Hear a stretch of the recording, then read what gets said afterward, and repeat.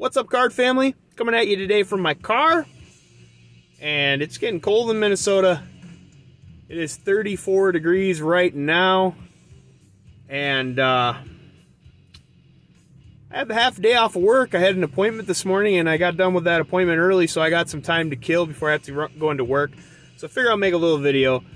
This morning, on my way into town, I listened to a video, a good friend of mine, Brent, Near Mint Musings, and he talked about being stressed while collecting, and he talked a little bit about vintage versus modern, a little bit about the retail issue that we got going on, and so I'm gonna kind of make a response to him. It's crazy, the prices for everything is just driving me insane. It's not just retail, it's not just hobby, it's singles, old, new, everything. It's just going crazy. And you know the bottom's gonna fall at some point. People are gonna realize that freaking Pat Mahomes rated rookie isn't rare. And at some point it's gotta crash. You know it has to. And speaking about retail, how about hobby?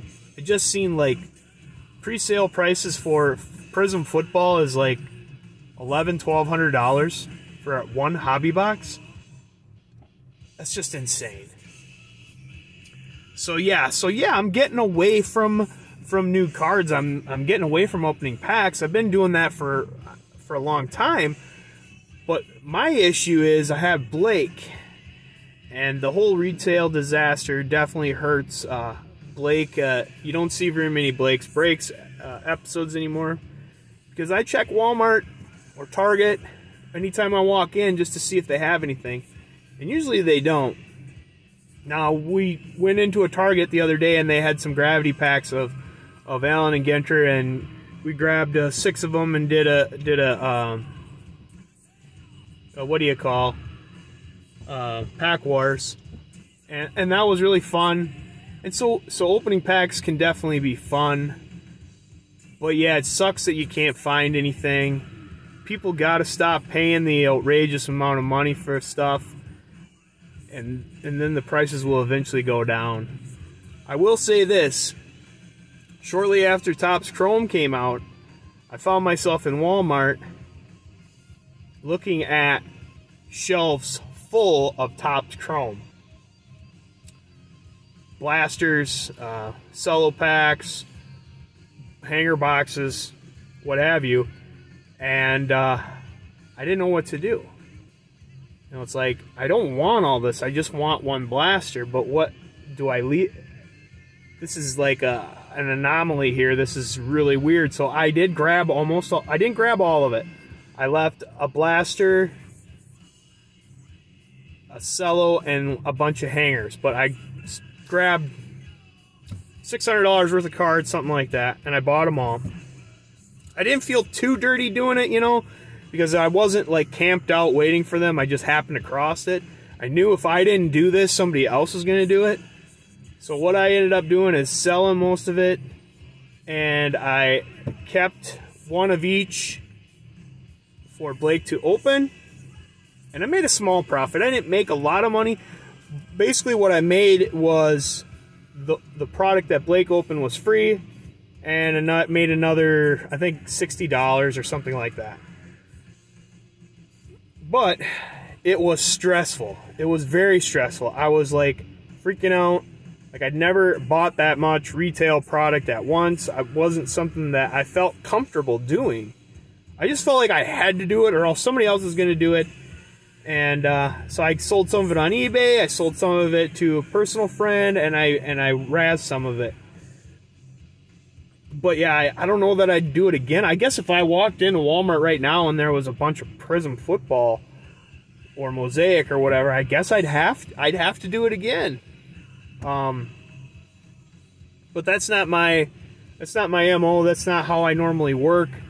I did use the money towards my PayPal account, which I only use to buy cards with usually, and like I said, open some product for free.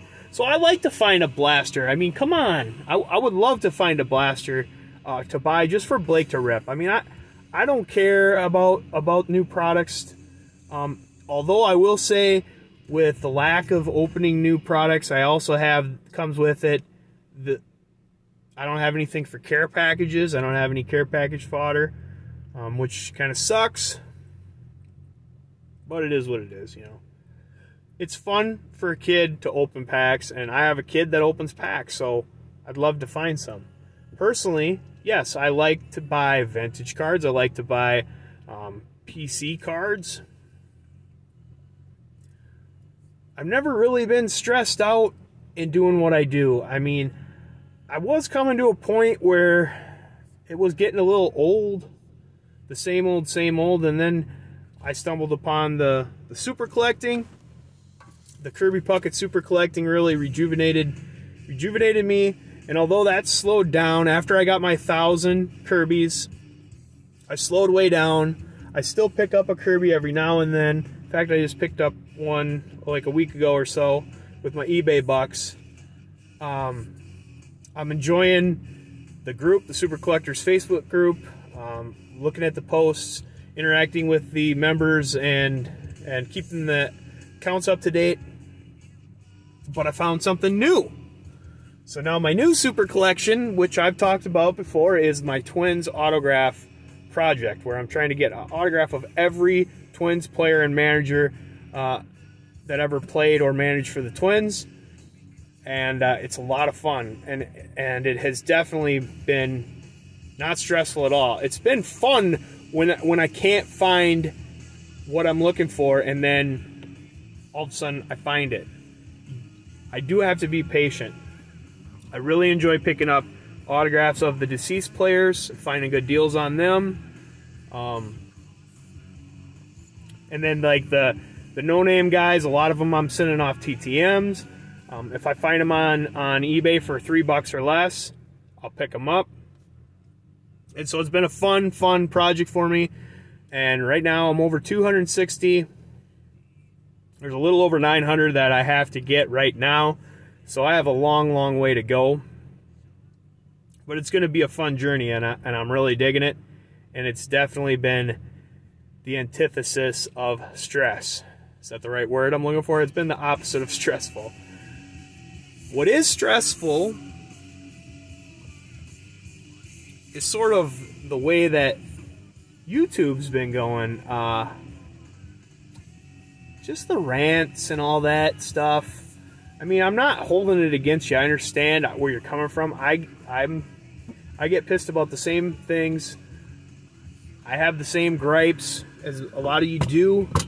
And heck, I'm still waiting for Jetman80 to come out with like a weekly series where he's like the Andy Rooney of card collecting, where he just bitches about stuff.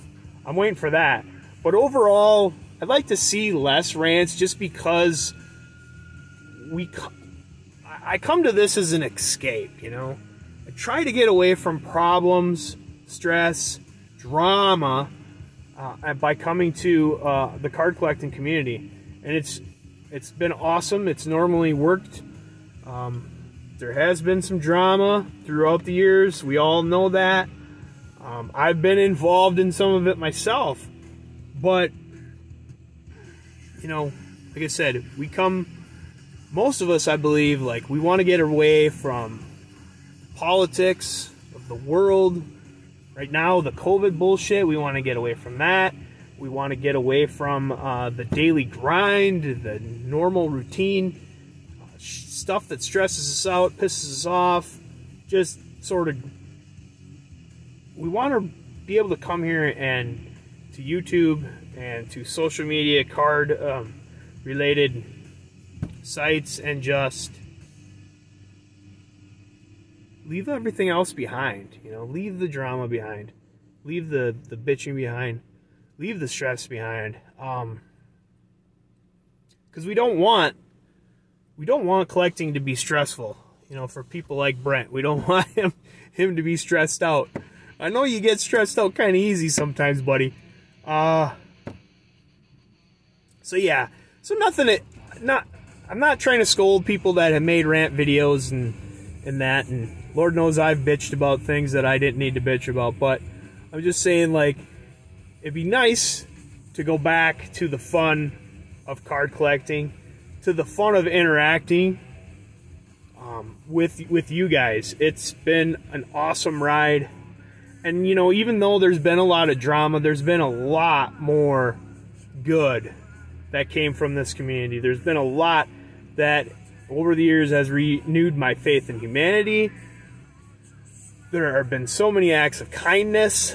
There's so much caring, sharing, and so much fun. And I love it. That's why we do what we do. That's why we make videos. That's why we collect cards. That's why we share them, because it's fun. It's stress-free environment is what it should be, what it needs to be, for it to keep going.